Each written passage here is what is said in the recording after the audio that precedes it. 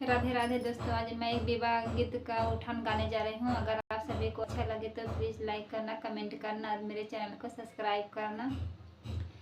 अगिया के जर लेकर मैं मारे फूटने कर मैं मारे फूटने अरे करिया संग भैने मर बिया हरे लाला नवा अरे करिया संग भैने मर बिया हरे लाला नवा पनिया भरन गैलियो गैन करिया अरे गैन करिया अरे करिया के देखी जियरा जर रे लाला नमा अरे करिया के देखी जियरा जर रे लाला नमा यस मन करला घड़िलवा खींची मारत्या घड़िलवा खींची मारत्या अरे रखना बिहलवा कैला जरे लाला नवा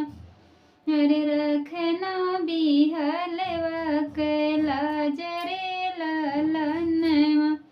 अगिया के जर लेकर मैं मार फूटने कर मैं मार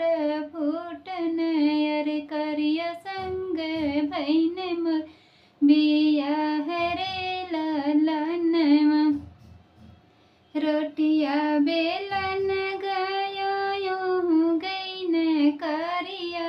अरे गईन करिया अरे करिया के देखी जियर जर रे लाला नवा अरे करिया के देखी जियरा जर रे लाला नवा यस मन करला बेलन खींची मारत्यों बेलन खींची मारत्यों अरे रखना बिहलवा लाजरे लाला नवा अरे रखना बिहलवा लाजरे लाला नवा अगिया के जर लेकर मैं मार फूटने कर मैं मार फूटने अरे करिया संग भैने मोर बिया हरे लाला नवा अरे करिया संग भैने मोर बिया हरे लाला नवा। अगर दोस्तों ये सब गाना आप सभी को अच्छा लगे तो प्लीज़ लाइक कर देना, कमेंट कर देना मेरे चैनल को।